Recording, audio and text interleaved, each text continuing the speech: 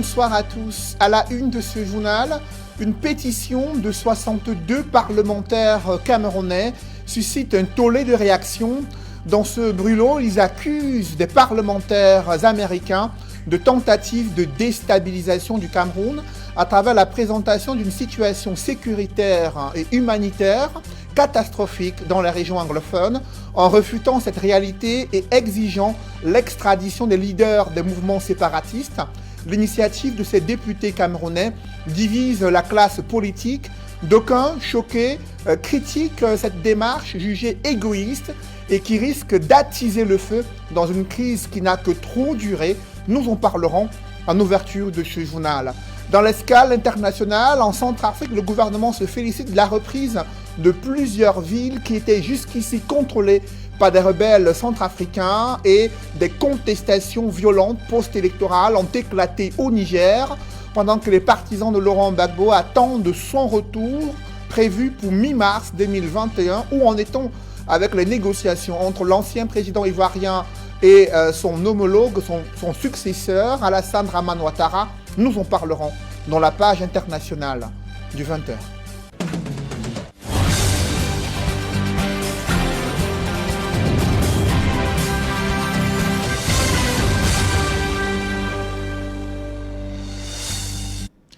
Merci de suivre cette édition complète de l'information sur Equinox Télévision.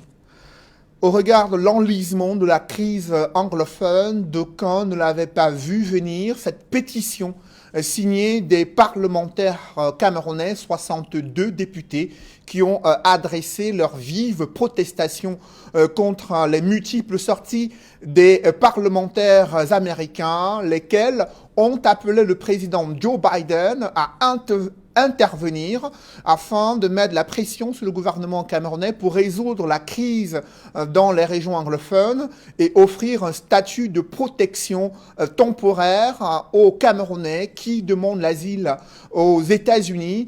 Cette correspondance des sénateurs américains, précédée par une résolution appelant à un cessez-le-feu au Cameroun, ne sont pas du goût des parlementaires camerounais. Certains d'entre eux, dont des députés, ont adressé une pétition dans laquelle ils déplorent que des sénateurs mal informés sur le Cameroun puissent ternir l'image du pays.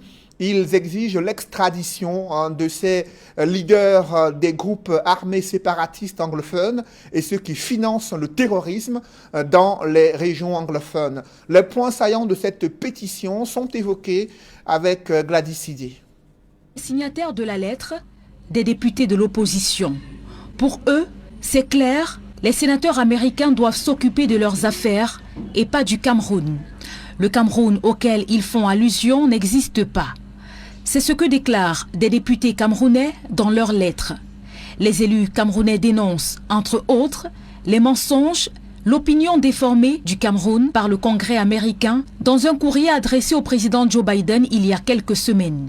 Les députés camerounais considèrent les remarques qui ont été faites sur le Cameroun comme des plus hostiles, désobligeantes et de nature à ternir l'image du pays. Un sombre projet de certains groupes défendant les droits des immigrés aux États-Unis pour justifier l'obtention des statuts de demandeurs d'asile, de l'avis des élus camerounais. Ces derniers regrettent que dans un effort de prendre en considération et de succomber à la pression provenant de leurs différentes juridictions, les organisations américaines de défense des droits de l'homme et autres groupes de pression, que quelques parlementaires égarés, selon les élus camerounais, puissent décrire leur pays de la manière la plus horrible. Un pays, font-ils savoir, qui fournit facilement des documents de voyage à ses citoyens pour leur permettre de se rendre partout dans le monde et considère le droit au voyage et le droit à l'émigration comme une liberté fondamentale. Ils disent qu'ils ne souhaitent pas interférer dans le système législatif américain et dans le processus d'élaboration des lois du système d'application de l'immigration pour faire face à ces défis. Mais ils regrettent les opinions des membres du Congrès américain sur la situation qui prévaut au Cameroun. Pour eux, le Cameroun a été décrit de la manière la plus horrible. Une sortie qui fait suite à la lettre d'une vingtaine de sénateurs américains qui demandait il y a quelques semaines au président Joe Biden de suspendre le rapatriement d'une 60aine de Camerounais et il demandait au gouvernement camerounais dans la foulée de prendre des mesures urgentes en vue de la pacification des régions du Nord-Ouest et du Sud-Ouest. Le député SDF Jean-Michel Nitieux réagit à cette pétition signée par 62 députés. Il dit être surpris et choqué par cette initiative de charbon qui ne peut qu'attiser le feu dans la crise qui n'a que trop duré dans les deux régions du Nord-Ouest et du Sud-Ouest. Le parlementaire SDF dit être surpris du fait que cette pétition intervient longtemps après que le SDF, depuis 2016, par la voix de l'honorable Joseph Wiba à la tribune de l'Assemblée nationale, avait déjà attiré l'attention de l'opinion nationale et internationale sur le problème anglophone et que par la suite, les députés SDF ont réclamé à maintes reprises et en vain l'inscription de la crise anglophone à l'ordre du jour des sessions parlementaires. Selon Jean-Michel Nitieux, il marque son étonnement devant la démarche de certains de ses collègues députés signataires qui semblent se soucier de leur intérêt personnel, égoïste et égocentrique au détriment des populations du Nord-Ouest et du Sud-Ouest. À date, l'Assemblée nationale, précise-t-il, n'a jamais débattu de cette question en séance plénière, encore moins l'inscrire à l'ordre du jour d'une seule session parlementaire. Les députés SDF, rappelle-t-il, ont d'ailleurs bloqué toute session parlementaire en novembre 2017 pour exiger l'inscription de la crise anglophone à l'ordre du jour. Il dit être choqué que ceux qui se sont sans cesse opposés à la démarche des députés du SDF pour que soit inscrit à l'ordre du jour des sessions parlementaires signent cette pétition alors que l'Assemblée nationale aurait pu prendre des résolutions à l'issue d'un débat en séance plénière. Jean-Michel Nitieux estime que c'est hallucinant de voir une pétition aussi abjecte dans le contenu être signée par des collègues députés entre deux sessions parlementaires et de surcroît à moins de 2 semaines de l'ouverture de la session de mars prochain. Le SDF, dit-il, à travers ces différentes résolutions prises à l'issue du comité exécutif national, a toujours prôné le dialogue politique inclusif entre les différents protagonistes du conflit afin de trouver une issue pacifique à la crise actuelle, position relayée par les élus SDF au Parlement. Ils disent qu'il est incohérent et paradoxal de prôner le dialogue et de demander l'extradition de ses compatriotes. En tant que député de la nation, il déplore et demande une fois de plus au gouvernement de trouver une solution rapide et pacifique à la crise. Demander l'extradition des compatriotes camerounais vivant aux États-Unis ne résoudra absolument rien à cette crise qui requiert des solutions politiques et non des solutions militaires où l'usage de la force, s'exprime ainsi Jean-Michel Nitieux, député SDF de Voury-Est et président régional du SDF pour le littoral. Et sur le théâtre de la crise anglophone, la guerre continue de faire rage alors que les autorités administratives s'attendaient à ce qu'un groupe de combattants séparatistes déposent les armes. Il n'en a été rien.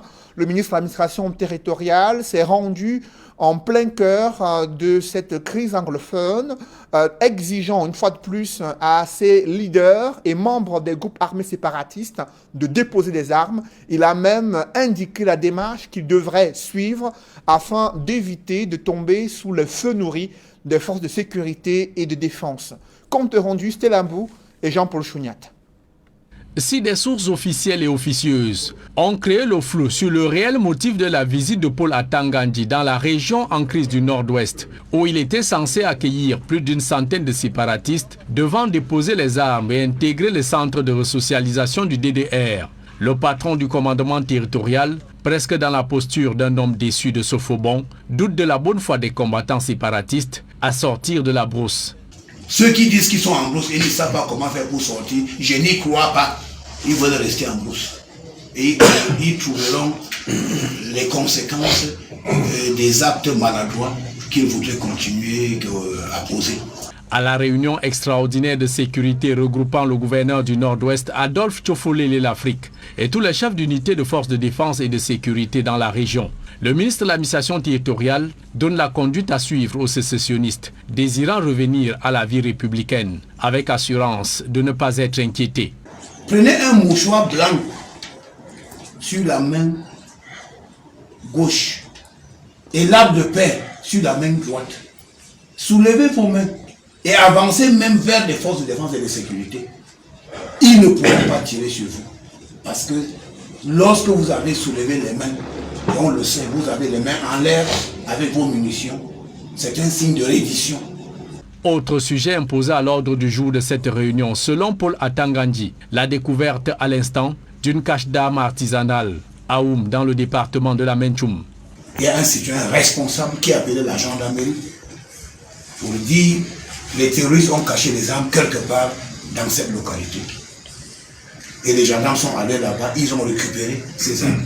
À chaque fois que les populations nous aident à récupérer les armes, à chaque fois que les terroristes eux-mêmes déposent des armes, c'est-à-dire nous diminuons leur capacité de nuisance.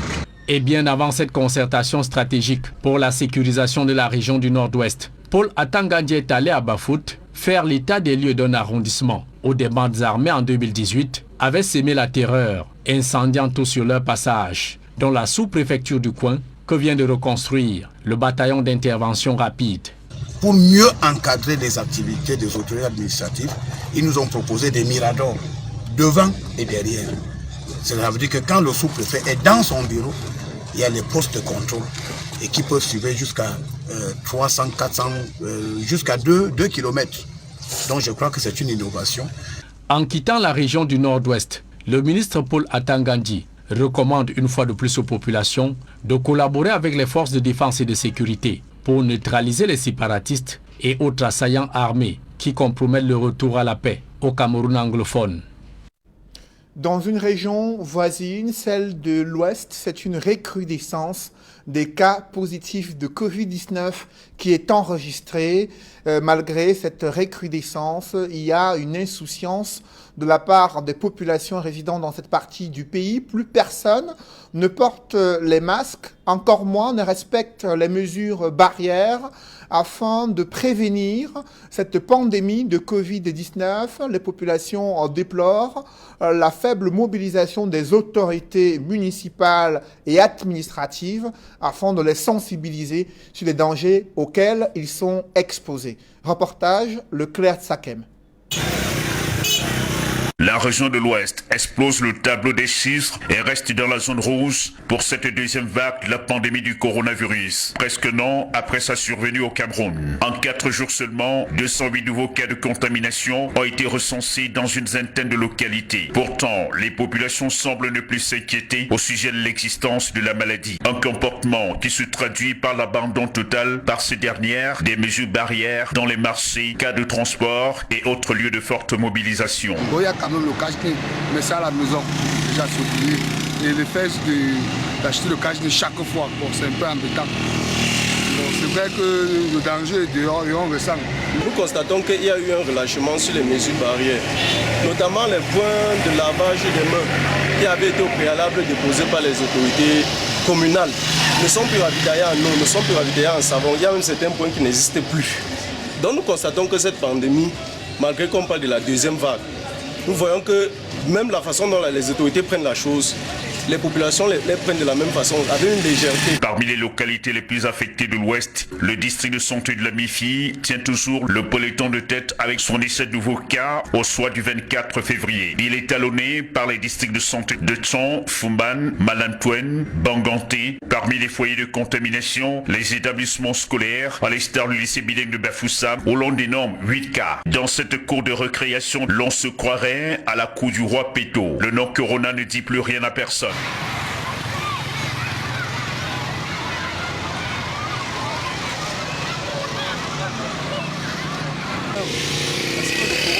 La réalité n'est pas une hystérie. Ça, c'est la question qu'on doit pouvoir se poser.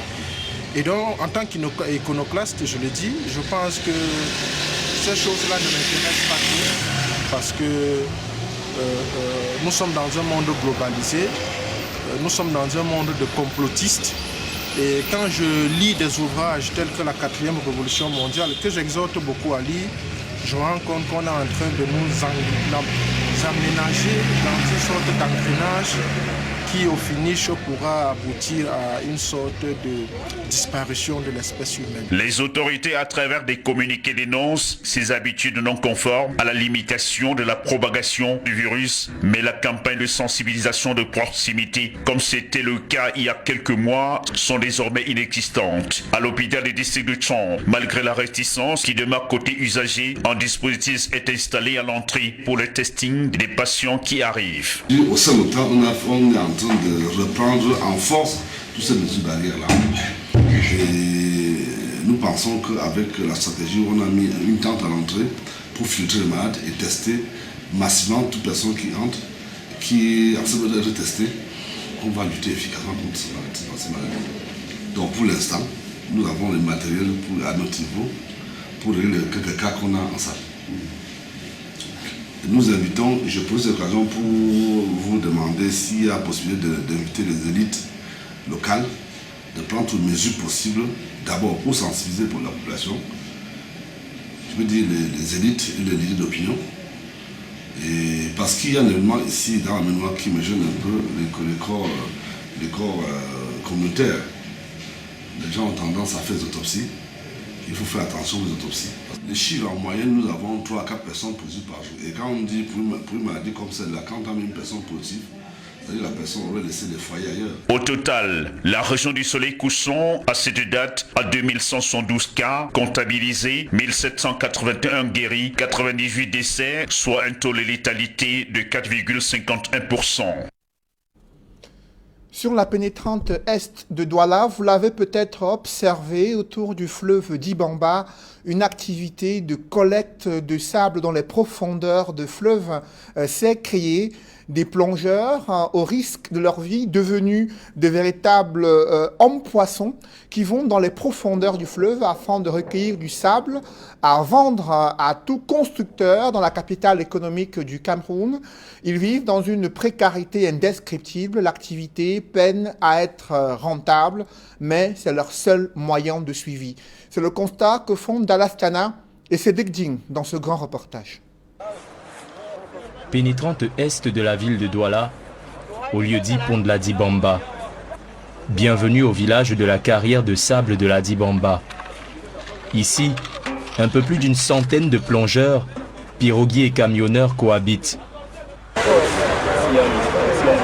Il n'est que 8 heures, mais la journée de Philémon et de l'ensemble des autres plongeurs est déjà bien entamée. D'abord, petit passage en revue des troupes. Pelle à la main, Philémon lui aussi se retrousse les manches, ou presque.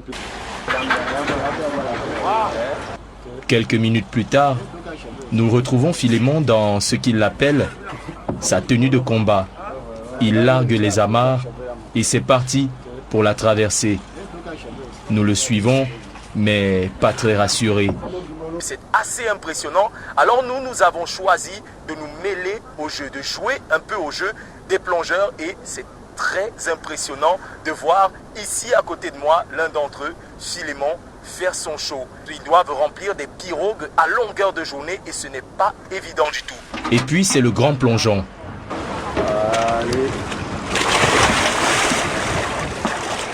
Philémon et les autres plongeurs professionnels peuvent tenir en apnée pendant plusieurs minutes.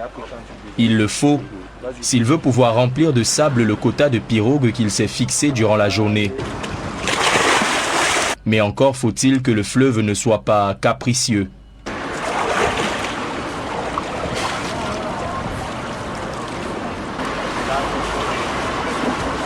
Bon, comme c'est notre habitude, ce n'est pas aujourd'hui qu'on a appris à plonger, mais au début, tu peux quand même dire que c'est difficile. Mais quand tu apprends déjà à plonger, ça devient aussi ton domaine. Bon, en journée, donc ça dépend de la marée. Je peux même prendre 2 pirogues, je peux les remplir. Sinon, en longue journée, moi je sais qu'on dépend de la marée. Si on trouve que la marée est déjà haute, on n'arrive plus à remplir les 2 pirogues. Retour sur la terre ferme. Si Philémon lui a rempli son quota, ici, c'est une autre paire de manches pour trouver un acheteur. Une quête où seuls les plus rapides arrivent à tirer leur épingle du jeu.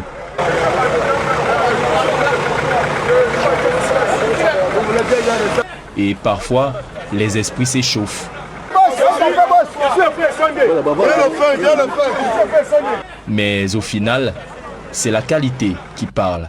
Oui, j'ai trouvé ce que je vends. En fait, j'ai envie de deux qualités, mais j'ai trouvé une. Ils reviendront me chercher l'autre. Je veux le sable fin et le sable coulage.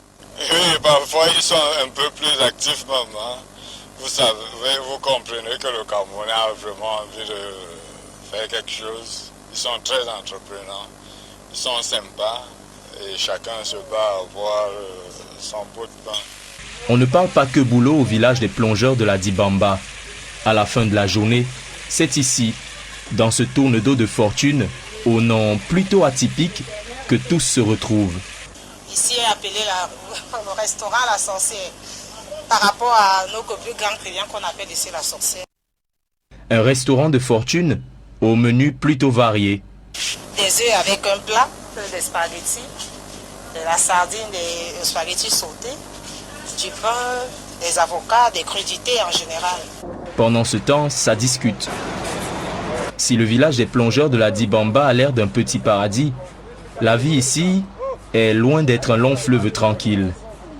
La localité manque de services de base, tels qu'un centre de santé et même d'eau potable, ce qui est souvent à l'origine de drames. La mairie de Dibamba est une mairie qui ne connaît pas les habitants de Missolepon. Il nous a abandonnés. Depuis qu'on le vote, il est là. Même la qualité d'eau que nous buvons, il y a parfois, nous on est obligé d'aller au milieu là, puiser l'eau pour boire là, Dibambassi. Nous on boit souvent ça. On tombe malade, il n'y a pas d'hôpital, il n'y a rien. J'ai perdu même ma fille parce que quand l'enfant est tombé, il n'y avait pas de moto. Il y a eu, à la période là, il y avait le choléra, je ne sais même pas quoi, il a tué ma fille. C'est les eaux qu'on boit, on ne contrôle pas. Le choléra a ramassé tout le monde ici au quartier. À côté de cela, la mairie de Lokbadjek qui régit cette localité prélève des taxes 3 fois plus élevées que dans les autres carrières de la ville. Les plus grandes difficultés que nous avons ici, notre vrai problème ici à la Dibamba, c'est le problème des mairies. Ça nous chasse les clients. Dans tous les carrières que nous connaissons partout à Douala et tout, parce qu'il y a la concurrence, il faut le dire. Dans tous les carrières partout à Douala, la mairie c'est la mairie comme mine et tout et tout. Quand un chauffeur entre dans une carrière, tout ce qu'il a payé c'est 1000 francs avant de sortir. Mais ici chez nous c'est juste à 3000 francs. Des difficultés auxquelles viennent se rajouter la pandémie de coronavirus. Oui, ici c'est le travail physique. Oui, quand tu te bats, ça te permet aussi de pouvoir te nourrir. Mais bien avant, on s'en sortait. Parce que les camions entraient, tu charges le camion, parfois tu décharges même aussi le sable. C'est ça qui fait en sorte que tu t'en sors dans ta famille. Et comme le corona est arrivé, il y a eu donc des difficultés. Parce que les camions n'entraient pas trop et tous les travaux étaient arrêtés. On souffrait beaucoup. Comme quoi, à la carrière de sable de la Dibamba, le fleuve suit son cours, malgré les vents contraires.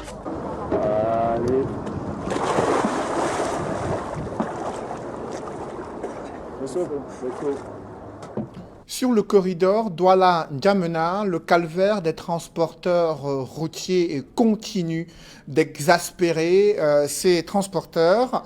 Leur syndicat décrit des conditions d'exercice particulièrement stressantes. Ils font en effet face à des saisies arbitraires de leurs camions, des arrestations abusives, des entraves à leur activité au moment où il y a eu un blocus au niveau de la frontière entre le Cameroun et la République centrafricaine, qui a constitué aussi des points de préoccupation pour ces syndicats. Évocation avec Faral Bounia et Donald Brice Kamgan. Dans une salle chauffée à blanc, une centaine de transporteurs venus des 4 coins du Cameroun. Des débats houleux avec pour point d'ancrage le calvaire de ces travailleurs sur certains axes routiers. En N'Djamena au Tchad, les camionneurs disent subir toutes sortes d'abus. Au niveau de N'Djamena, nous avons plusieurs chauffeurs qui sont enfermés, des camions qui sont dans des brigades et dans des fourrières par rapport aux petits accidents ou aux petits incidents. Nos compatriotes qui sont au niveau de N'Djamena, du Tchad, il n'y a pas de suivi par rapport à ça. Ils sont malmenés être emballés et menacés. L'attention des autorités compétentes a été attirée sur ces entraves sans issue, relève désabusé les syndicats des transporteurs. Comme mesure à brève échéance, la plateforme a décidé que la création d'un bureau des transporteurs en N'Djamena au Tchad s'avait plus qu'indispensable afin de défendre les droits des membres. Sur les corridors, deux sujets principaux préoccupent les transporteurs. D'une part, l'application des prix planchers et la sécurité des transporteurs. Il y a des bailleurs de fret qui s'amusent encore à penser qu'ils peuvent envoyer ce bon de commande sans prix de transport. Il y a ceux qui pensent que même envoyer le bon de commande, ce n'est pas du tout la peine. Ils essaient de... Voilà un peu des situations que nous essayons de vivre. Mais nous osons croire, avec la détermination que nous avons, il est hors de question que nous reculons. On ne devrait qu'avancer. Par rapport à la problématique des prix, que le prix des transports soit affiché sur le bon de commande émis par les bailleurs de fret et sur le bon de chargement émis par les transporteurs. Du fait de la situation sécuritaire toujours relativement crispée en RCA voisine, des centaines de camions sont immobilisés à Garoua-Boulaye notamment. Les syndicats réunis autour de leur plateforme prennent note des vagues de départ sous escorte militaire débutées depuis quelques semaines et des engagements pris par la RCA voisine pour trouver définitivement une issue à cette entrave. Sur les 88 milliards de francs CFA sollicités auprès des banques afin de financer la deuxième phase de construction de la pénétrante est de Douala, le ministre des Travaux publics a tenu à apporter des précisions sur la nature et la portée des travaux à réaliser. Il a fait savoir que les travaux intègrent entre autres la réalisation d'un boulevard avec des aires de stationnement, puis la construction d'un deuxième pont sur le fleuve d'Ibamba. Des précisions données lors de l'évaluation des chantiers d'infrastructures routières en voie ou en cours d'exécution sur l'ensemble du territoire national. Je vous invite à présent à suivre Emmanuel Nganou Ndjoumessi, ministre des Travaux publics. Il faut noter ici que nous réalisons, on parle de pénétrante Est, mais à la vérité, nous réalisons un boulevard urbain à Douala. 3 fois 2 voies, chaque voie ayant 9,333 km. 3 fois 2 voies, ça fait 27 fois 2, dans un peu plus de 54 km de chaussée. 6 giratoires, 2 ouvrages supérieurs et inférieurs à réaliser, dont une grande plateforme, plus de 34 mètres de plateforme pour notre boulevard urbain à Douala. En plus de la réalisation de ce boulevard urbain, pour éloigner et éviter l'effet entonnoir qui voudrait donc nous avons un boulevard urbain qui au niveau du pont de Dibamba se rétrécit. Alors Monsieur le Président de la République a instruit la construction d'un nouveau pont sur la Dibamba, dont les 88 milliards prennent en compte l'aménagement du boulevard urbain, l'aménagement des voies alternatives pour éviter que des travaux ne cohabitent avec une intense circulation. On ne peut pas aménager des voies alternatives. Et surtout, la construction d'un deuxième pont sur la Dibamba à l'effet d'éloigner l'effet entonnoir dont je viens de parler. Voilà.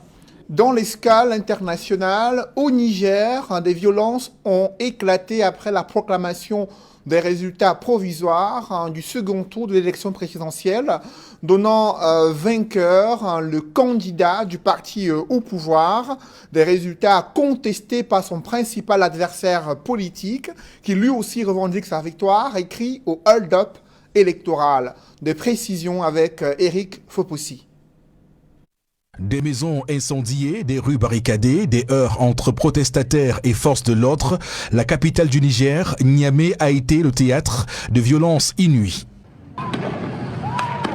Des violences suite à la proclamation par la Commission électorale nationale indépendante des résultats provisoires du second tour de la présidentielle de dimanche 21 février dernier.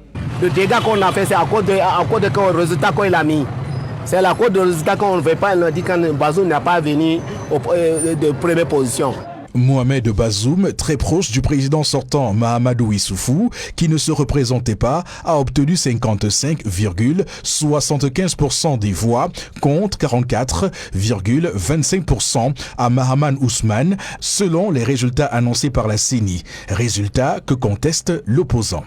La compilation des résultats des PV à notre possession, à travers nos délégués dans les différents bureaux de vote, nous donne gagnant avec 50,30% des voix.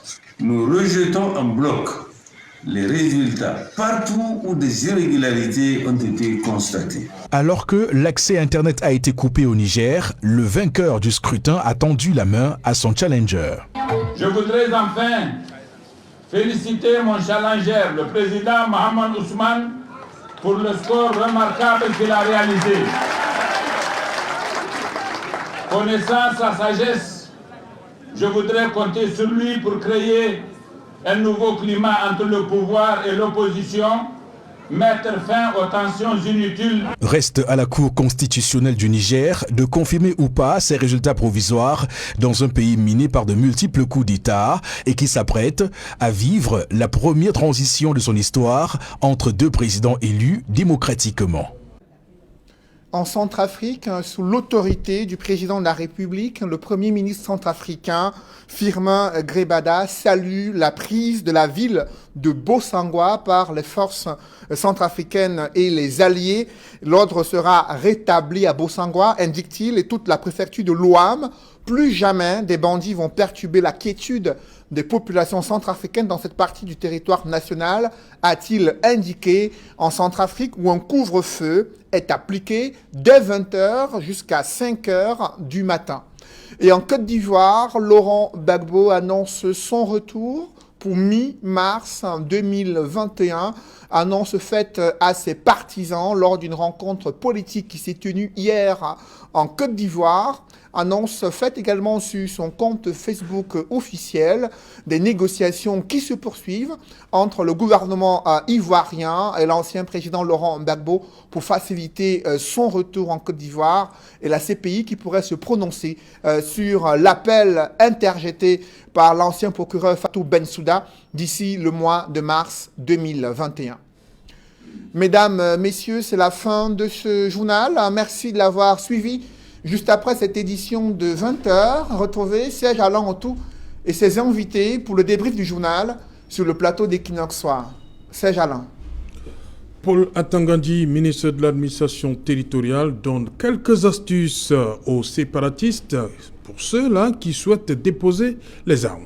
Il a donné des consignes, à savoir brandir dans l'une des mains un mouchoir et dans l'autre un drapeau blanc et avancer vers les forces de sécurité sans avoir peur. Selon lui, cette attitude des groupes armés séparatistes est une indication de leur volonté de mettre un terme au combat qu'ils ont entamé face aux forces de sécurité. Ce n'est qu'à travers cette attitude qu'ils pourront rentrer dans les centres de désarmement, de démobilisation et de réintégration.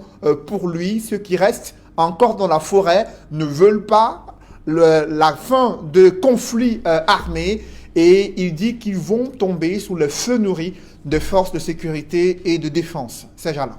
Voilà, madame, monsieur, c'est donc l'essentiel de l'Equinox Soir. Deuxième partie, bonne soirée à vous, Cédric. Bonne soirée à vous, Serge Alain. Rendez-vous lundi. 20h. Madame, monsieur, dans un instant, la suite, Equinox Soir.